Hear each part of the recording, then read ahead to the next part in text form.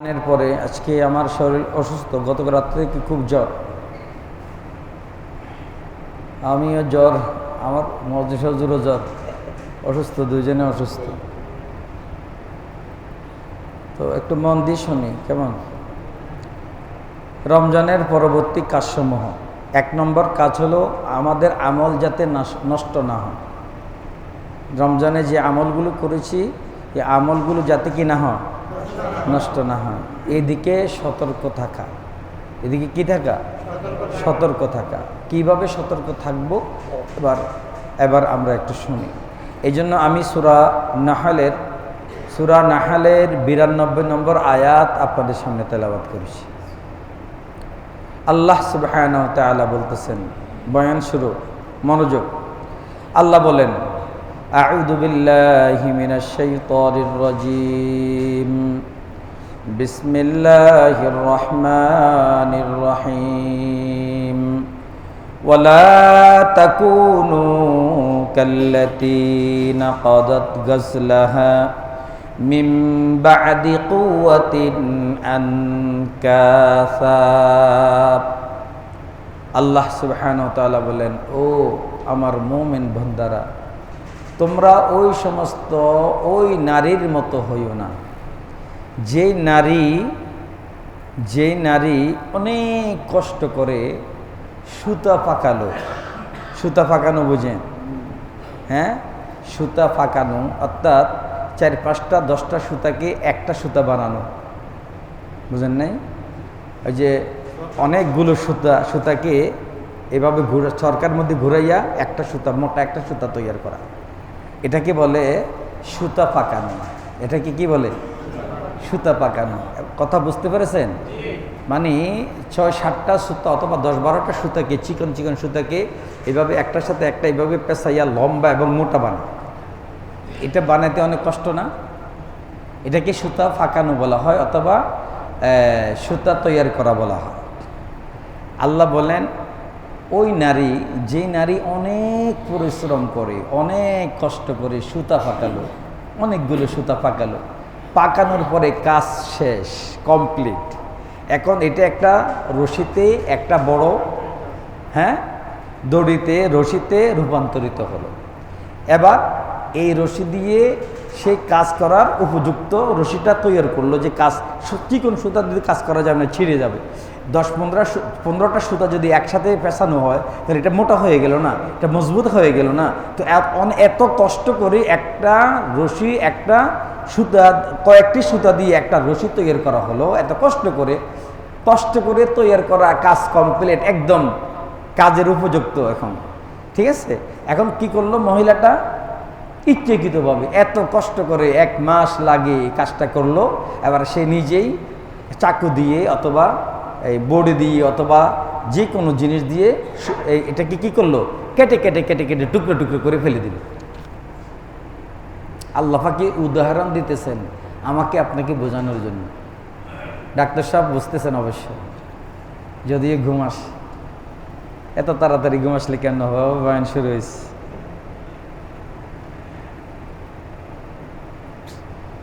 এত সুন্দর করে বলার চেষ্টা করি, এরপরে যদি আপনারা ঘুমান তাহলে কেমন হবে? বুঝতেছেন কি বলছি? এত কষ্ট করে একটা মোটা রশি তৈরি করলো, আর করার পরে এটাকে আবার নিজে কেটে টুকরা টুকরা করে বরবাদ করে দিল। আল্লাহ বলেন, খবরদার ওই নারীর মতো হইও না। কেননা এই নারী পরিশ্রম করার পরে নিজের পরিশ্রমটাকে জলে ধ্বংস করে দিল। ওই এরকম হইও না। মানে কি? মানে আল্লাহ বুঝাতে চায়, বান্দা, 1টা মাস তুমি রোজা রেখেছ, সাহারি খেয়েছ, ইফতার করেছ, হ্যাঁ, 1টা মাস তুমি এই পরিমাণ পরিশ্রম করেছ, ইবাদত করেছ, হ্যাঁ, দিনের বেলায় যেটা আমি হালাল করেছি এটাকেও নিজের জন্য হারাম করেছ। খাওয়া দাওয়া দিনের বেলা হালাল না? হ্যাঁ, হালাল। এখন হালাল না? এখন হালাল কিনা? তাহলে রমজান এটা কি ছিল? তাহলে আল্লাহ বুঝাতে চায় যে জিনিসটা দিনের বেলা হালাল ছিল, অথচ আমার হুকুমে এটা তুমি ছেড়ে দিয়েছো।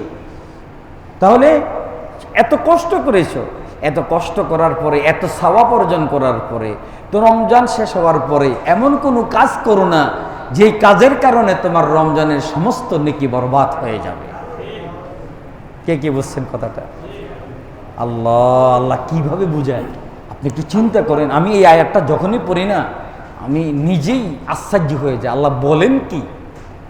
আল্লাহ মানুষকে বোঝানোর আল্লাহর ভঙ্গিমাটা কি?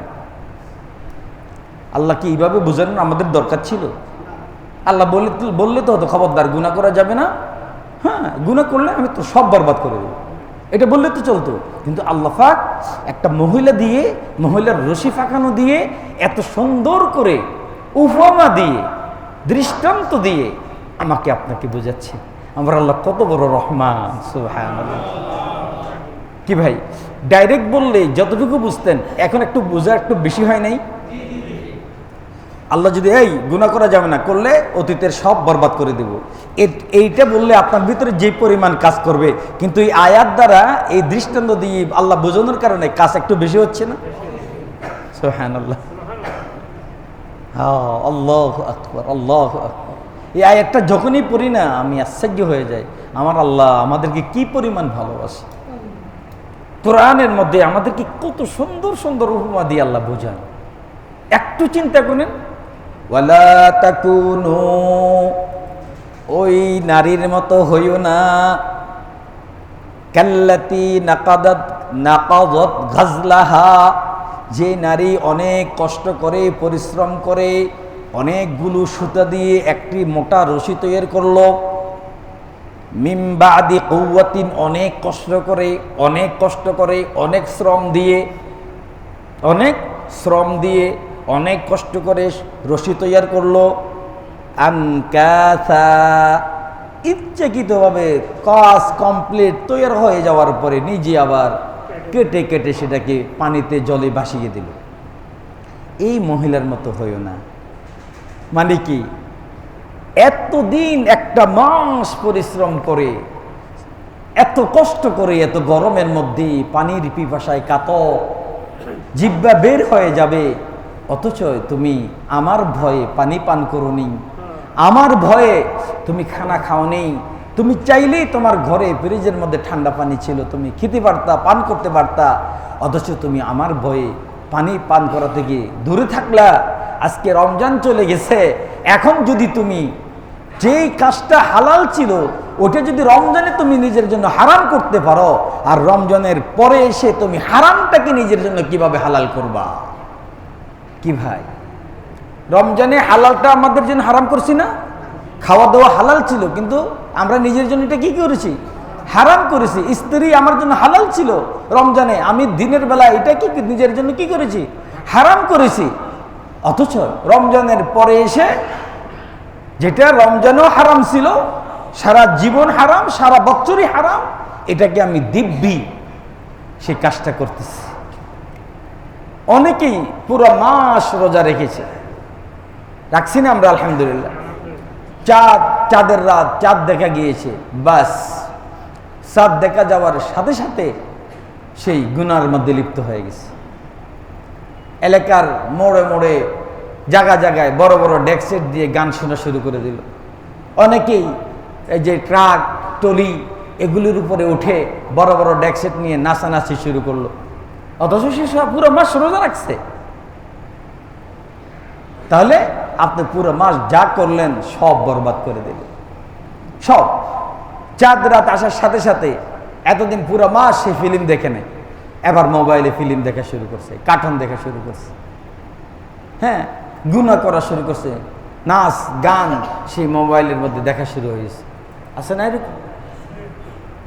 তো আপনার রমজানে আপনি যা ইনকাম করেছেন, যা আপনি স্যালারি পেয়েছেন ঈদের দিন আল্লাহ স্যালারি দিয়েছেন আমাদেরকে।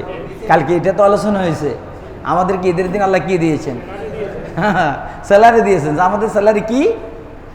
লাকাদ গুফিরা লাহু মা তাকাদ্দাম। আল্লাহ বলেন হাদিসে কুদসির মধ্যে, আমি তোমার জীবনের সমস্ত গুনাহ মাফ করে দিলাম, ছোট বড় সব গুনাহ মাফ ঈদের দিন। এই জন্য তো আমরা ঈদগাহে এসেছি, আল্লাহ থেকে কি পুরস্কার নেওয়ার জন্য। আল্লাহ আমাদেরকে পুরস্কারে ভূষিত করবেন। আল্লাহ থেকে পুরস্কার নেওয়ার জন্য আমরা ঈদগাহে এসেছি। এখন ঈদগাহে আসার পরে আল্লাহ তো আমাদেরকে সব মাফ করে দিয়েছেন, কিন্তু ঈদগাহে থেকে বাসা গিয়ে আবার মোবাইলের মধ্যে গুনাহ শুরু করলাম। এখন সবচেয়ে বেশি গুনাহ হয় কিসের মধ্যে? সহজ, গুনাহ করার জন্য এখন সিনেমা হলে যেতে হয় না, গুনাহ করার জন্য এখন চা দোকানে বসে থাকতে হয় না। আগে গুনাহ করার জন্য চা দোকানে বসে থাকতে হতো, টিভির দিকে এভাবে তাকিয়ে থাকতে হতো, আর যুবকরা যুবতীরা কোথায় চলে যেত? হ্যাঁ, ঈদের সমাধান, ঈদের কি, ঈদ উপলক্ষে অমুক সিনেমা। ঈদ অর্থ কি? কে কইছে শুধু খুশি? ঈদ অর্থ হলো পুরস্কার পাওয়ার দিন। পুরস্কার পাওয়ার মানে কি? গুনাহ মাফের দিন। এখন গুনাহ মাফের দিন উপলক্ষে অমুক অমুক ফিল্ম। শয়তান আমাদেরকে কিভাবে ধোঁকা দিচ্ছে। ঈদ উপলক্ষে অমুক সিনেমা মুক্তি পেয়েছে, বড় বড় সাইনবোর্ডে আছে না? আছে না? ঈদ উপলক্ষে মানে কি? আল্লাহ পাকে তোমাকে মাফ করে দিছে, এই উপলক্ষে বড় বড় সিনেমা কি হয়েছে? মুক্তি পেয়েছে। মানে কি? সিনেমা হলে সিনেমা দেখানো হবে। মানে কিভাবে ধোঁকা আর ধোঁকা, ধোঁকা আর ধোঁকা। আজকে সমাজ বরবাদ হয়ে গেছে। আচ্ছা বলেন তো, সিনেমা হলের মালিক মুসলমান না? সিনেমা হলে যারা সিনেমা করে এরা মুসলমান না? ওয়াল্লাহি মুসলমান না, এরা কেউ মুসলমান না, এরা নামের মুসলমান। যেই অবৈধ নারী পুরুষ একাত্রে একসাথে গান গাওয়াকে হালাল মনে করে, এই মুসলমান থাকে কিভাবে? আরে আশ্চর্য, মুসলমান কিভাবে থাকে? যেই মনে করে সিনেমা দেখলে কিছু হয় না, কি হয়েছে? নারী পুরুষ গান গাইতেছে, কি হয়েছে? আমি একটু উপভোগ করলাম, এটাকে হালাল? হারাম কে? ইসলামের নিয়ম কি? ইসলামে যেটা হারাম করেছে আমার আল্লাহ, এটাকে কেউ যদি হালাল মনে করে সে বেঈমান হয়ে যাবে। বুঝেন নাই? ইসলামে যেটাকে আল্লাহ হালাল করেছে সেটাকে যদি কেউ নিজের জন্য হারাম মনে করে সে বেঈমান হয়ে যাবে, সে মুসলমান থাকবে। এখন যারা সিনেমা করে, যারা সিনেমা দেখায়, যারা এটাকে কোনো চিন্তাবিহীন দেখে, বুঝেন নাই? যারা এটাকে দেখে, এটাকে গুনাহ মনে করে না, কিচ্ছু মনে করে না, আপনি তাহলে কি বুঝবেন? আল্লাহর হালালকে সে হারাম করলো, আল্লাহর হারামকে সে কি করলো? হালাল করলো। আল্লাহর হারামকে কেউ হালাল করার ক্ষমতা আল্লাহ কি কাউকে দিয়েছেন? আল্লাহ নবীকেও দিয়েছেন? আল্লাহ নবীও কি পারবেন? যেটাকে আমার আল্লাহ হারাম করছেন, আল্লাহ নবী কি সেটাকে হালাল করতে পারবেন? অথচ দিব্যি হারাম করছে। আর খুব মজা, হাজী সাহেব 10 বার হজ করছে, ঘরে বসে বসে ফিল্ম দেখে। এরকম হাজি আছে কিনা? এরকম হাজি আছে কিনা? হ্যাঁ, আর হুজুররা আছে, অনেক মোল্লারা আছে, দাড়ি টুপি আছে, সব আছে, কিন্তু কি দেখে? মনে রাখবেন, আল্লাহ পাক জাহান্নাম উদ্বোধন করবে কাকে দিয়ে? আমার মতো কিছু হুজুর দিয়া। আবার জান্নাতও আল্লাহ উদ্বোধন করবে কাদেরকে দিয়া? আমাদের মতো কিছু হুজুর দিয়া। ইয়াকুলু রাসূলুল্লাহি সাল্লাল্লাহু আলাইহি ওয়াসাল্লাম, ইন্নাশ শাররাশ শিরারি শিরারুল উলামা ওয়া ইন্না খায়রাল খিয়ারি খিয়ারুল উলামা। আল্লাহর নবী রাহমাতুল্লাহ আলামিন সরকারে দো আলম হযরত মুহাম্মদুর রাসূলুল্লাহ সাল্লাল্লাহু আলাইহি ওয়াসাল্লাম বলেন, পৃথিবীর মধ্যে আল্লাহর যত মাখলুক আছে, মাখলুকের মধ্যে সর্বশ্রেষ্ঠ মাখলুক হলো হযরত উলামায়ে কেরাম। আর পৃথিবীর মাখলুকের মধ্যে সর্বনিকৃষ্ট মাখলুক হলো উলামায়ে কেরাম। আরেকটা হাদিসের মধ্যে রাসূল বলেন, আল্লাহ রাব্বুল আলামিন জাহান্নামকে সর্বপ্রথম উদ্বোধন করবে কিছু উলামায়ে কেরাম দিয়া। আবার জান্নাতকে উদ্বোধন করবে আল্লাহ রাব্বুল আলামিন কিছু উলামায়ে কেরাম দিয়া। এই জন্য উলামায়ে কেরামকে বাছাই করতে হবে তার আমল দেখে। উলামায়ে কেরাম একজনের সাথে কয়েকদিন চললে বোঝা যায় তার ভিতরে আল্লাহর ভয়, আল্লাহর ভীতি কতটুকু আছে। কি বলেন আপনারা? জাস্টিফাই করে কাউকে ফলো করবেন, যাকে তাকে ফলো করবেন তো আল্লাহর জাহান্নামে চলে যাবে। এই জন্য আল্লাহ রাব্বুল আলামিন নিজেই বলেন, বান্দা 30টা সিয়াম পালন করেছো, কত নেকি অর্জন করেছো? একই বাহিরে 10, রমজানের বাহিরে 10 থেকে 700। রমজানের বাহিরে একবার সুবহানাল্লাহ বললে, বলেন সুবহানাল্লাহ, সর্বনিম্ন নেকি কত পেয়েছি? 10। আল্লাহ দিতে শুরু করেন কত দিয়ে? আল্লাহ একে দেন, শুধু গুনাহ একে। আল্লাহর রহমত বেশি, আল্লাহর রাগ কম। আল্লাহর রহমত বেশি, রাগ। জান্নাত কয়টা? জাহান্নাম কয়টা?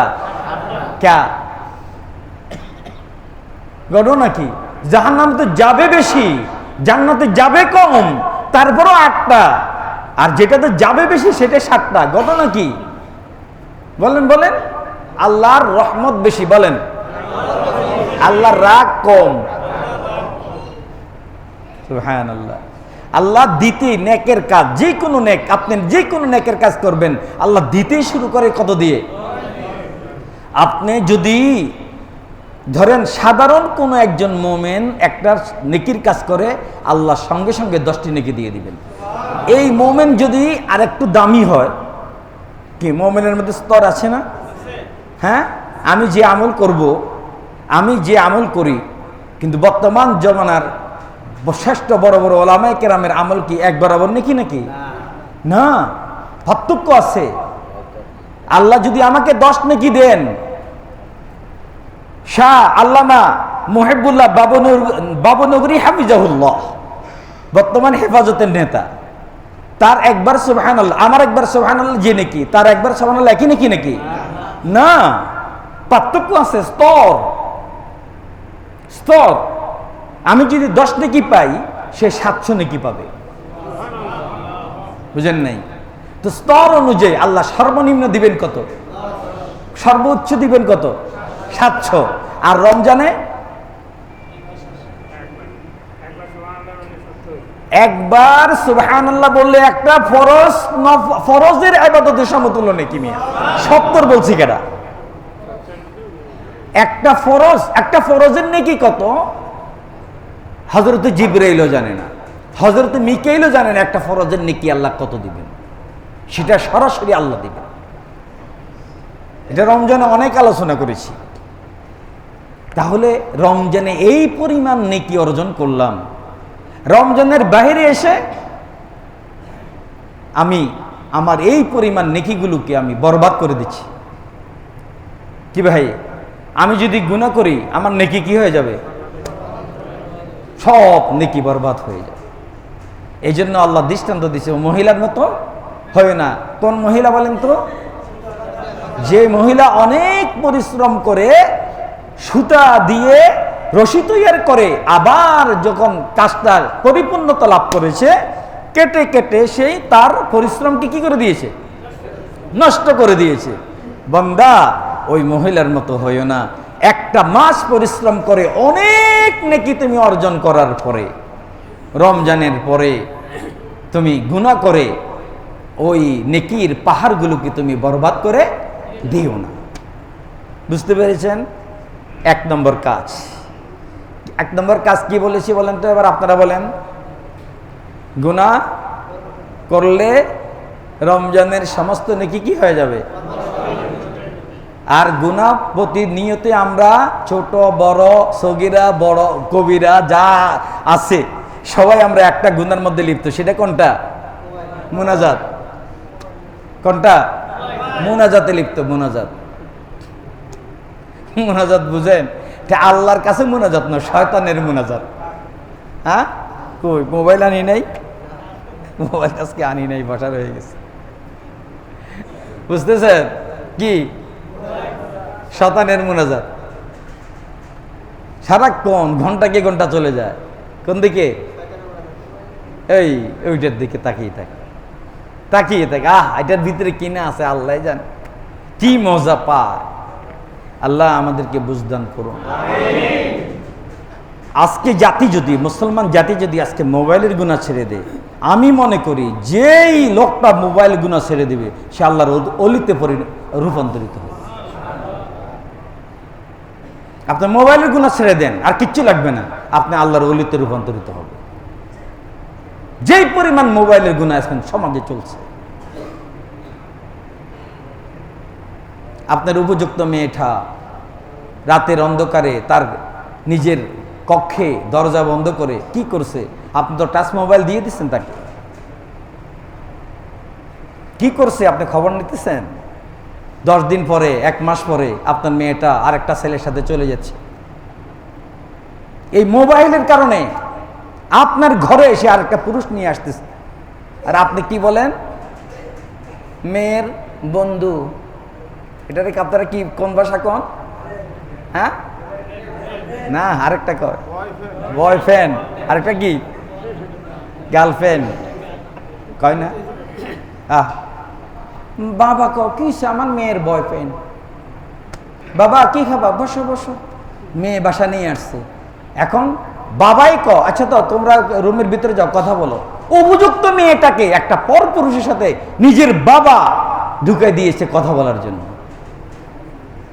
এই বাবাও দায়ুস, বাবার বউ দায়ুস, মেয়েও দায়ুস, ছেলেও দায়ুস। এই বাবার জন্য আল্লাহর জান্নাত হারাম, এই মার জন্য আল্লাহর জান্নাত হারাম, এই মেয়ের জন্য আল্লাহর জান্নাত হারাম, এই ছেলের জন্য আল্লাহর জান্নাত হারাম। জেনার বাজার খুলে ফেলেছে আজকে এক একটা ঘরে, অধিকাংশ ঘর আজকে জেনার বাজার। অথচ বাবা হজ করছে 10 বার, মাও হাজি সাহেবা, ঘরের ভিতরে মেয়ে জেনা করছে। ছেলে, নিজের ছেলে আরেকজনের মেয়েকে ঘরে নিয়ে আসতেছে। বাবার কষ্ট লাগে না, মার কষ্ট লাগে না? আপনার মতো হাজি সাহেব, গাজী সাহেব, হুজুর, মুজুর, আপনার জন্য আল্লাহর জান্নাত হারাম, চিরকালের জন্য হারাম, চিরকালের জন্য হারাম। কথাগুলি বুঝতে পেরেছেন? আল্লাহ বলেন, ওয়ালা তাকুনু কাল্লাতী নাকাদাত গাজলাহা মিন বা'দি কুওয়াতিন আনকাসা। বান্দা, একটা মাস সিয়াম সাধনা করে যে পুরস্কার তুমি পেয়েছো, গুনাহ করে সেই পুরস্কার তুমি নষ্ট করো না। 11টা মাস সংযম করো, 11টা মাস গুনাহমুক্ত থাকো। আমি আল্লাহ রমজানের সওয়াবের সাথে সাথে আরো অনেক সওয়াবের পাহাড় দিয়ে তোমাকে কিয়ামতের ময়দানে আমার জান্নাত বিনা হিসেবে দিয়ে দেব। এক নম্বর কাজ দিয়ে যদি আরো কথা বলা হয় সময় শেষ, কিন্তু আমি ভাবছিলাম আজকে 8টা বিষয় কথা বলবো। 2 নম্বর, হেদায়েতের পথ, ভ্রষ্টতা অবলম্বন করব না। রমজানে আমরা আলহামদুলিল্লাহ অনেক হেদায়েতের পথ অবলম্বন করেছি, ঠিক না? নামাজ যারা পড়তো না, কি ভাই, তারা রমজানে নামাজ ধরে নাই?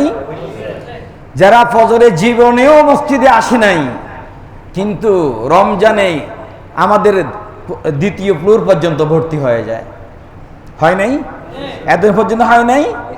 আজকে সকালে আপনারা কোথায়, কই ছিলেন? আমাদের গত 2 দিন আগেও যারা ফজরের সময় মসজিদ ভর্তি হয়েছিল, এরা কি হাজারীবাগ থেকে আসছে, বসিলা থেকে আসছে, এরা কি ধানমন্ডি থেকে আসছিল, এরা মনে হয় কাদরাবাদ হাউজিং থেকে আসছিল। এরা আপনাদের এলাকার না? এই আজকের ফজরে আপনারা কই ছিলেন? আপনারা আজকের ফজরে? আল্লাহ রাব্বুল আলামিন এই কথা বলেন, আমার আল্লাহ বলেন, ওয়াতলু আলাইহিম নাবাল্লাযী আতাইনাহু আয়াতিনা ফানসালাখা মিনহা।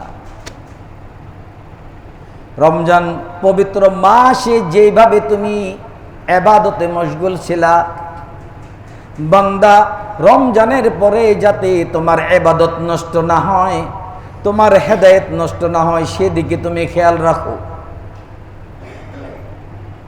আহা, আল্লাহ রাব্বুল আলামিন সূরা আরাফের 176 নম্বর আয়াতের মধ্যে বলেন, কি বলেন দেখেন,